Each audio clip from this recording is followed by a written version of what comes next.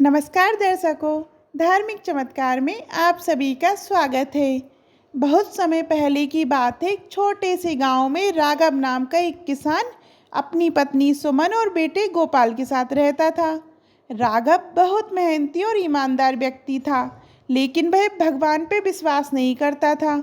उसके घर की आर्थिक स्थिति बहुत खराब थी और उसने कभी भगवान से कुछ मांगने का सोचा भी नहीं था। उसका मानना था कि मेहनत करने से ही सब कुछ मिलता है। सुमन उसकी पत्नी बहुत धार्मिक महिला थी। वह रोज सुबह उठकर भगवान की पूजा करती, व्रत रखती और घर में पवित्र वातावरण बनाए रखती थी। वह हर कठिनाई में भगवान का नाम लेती और पूरी श्रद्धा से उनकी पूजा करती थी। परंतु राघव हमेशा सुमन का मजाक उड़ाता था।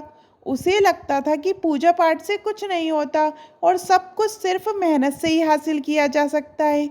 एक दिन गांव में एक संत आए। वह बड़े ज्ञानी और चमत्कारी संत माने जाते थे। गांव के सभी लोग उनके दर्शन करने और आशीर्वाद लेने के लिए आते थे। राघव की पत्नी सुमन भी संत के दर्शन के लिए गई। उसने संत से प्रार्थना की कि उसके पति का भगवान पे विश्वास जागे और घर की आर्थिक स्थिति भी सुधरे। संत ने सुमन को ध्यान से सुना और कहा, बेटी, तुम्हारा पति बहुत ही मेहनती और ईमानदार व्यक्ति है, लेकिन उसमें भक्ति की कमी है। जब तक वह भगवान पर विश्वास नहीं करेगा, तब तक उसके जीवन में शांति और समृद्धि नहीं आ सकती। भगवान पर विश्वास करना भी एक तरह की मेहनत है, जिसमें समर्पण और श्रद्धा चाहिए। सुमन ने संत के आशीर्वाद को ग्रहण किया और घर लौट आई। उसने संत की बातें राघव को बताई, पर राघव ने इसे गंभीरता से नहीं लिया। उसने फिर से सुमन की धार्मिकता का मजाक उड़ाया और कहा, अगर भगवान में इतनी शक्ति है तो क्यों नहीं वो हमारे घर की आर्थिक स्थिति को ठीक कर देते। कुछ दिन बीते और अचानक एक बड़ी आपदा आ गई। राघव के खेत में फसल पूरी तरह से नष्ट हो गई। अब घर की हालत और खराब हो गई। राघव बहुत परेशान रहने लगा और उसकी मेहनत भी बेकार जाती दिख रही थी। धीरे धीरे उसकी मानसिक स्थिति भी बिगड़ने लगी और वह उदास रहने लगा।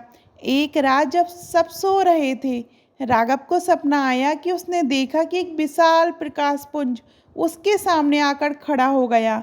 वह प्रकाश पुंज भगवान शिव का था। भगवान शिव ने राघव से कहा, राघव, तुम्हारी मेहनत बेकार नहीं जा रही है, लेकिन जब तक तुम भगवान पर विश्वास नहीं करोगे, तुम्हारे जीवन में शांति नहीं आएगी। ईश्वर के प्रति समर्पण भी मेहनत का ही एक हिस्सा है। राघव की आंखें खुल गईं। उसने सोचा कि शायद ये सपना नहीं बल्कि भगवान का संकेत था। अगली सुबह वह अपनी पत्नी सुमन के साथ मंदिर गया और भगवान शिव के चरणों में सच्चे दिल से प्रार्थना की। उसने अपने सारे अहंकार को त्याग दिया और भगवान से मार्गदर्शन मांगा। कुछ दिन बाद गांव में एक व्यापारी आया जिसे राघव का नाम पहले से पता था। उसने राघव से कहा कि उसे उसके खेत में कुछ विशेष जड़ी बूटियाँ चाहिए और वह इसके लिए अच्छी कीमत देगा।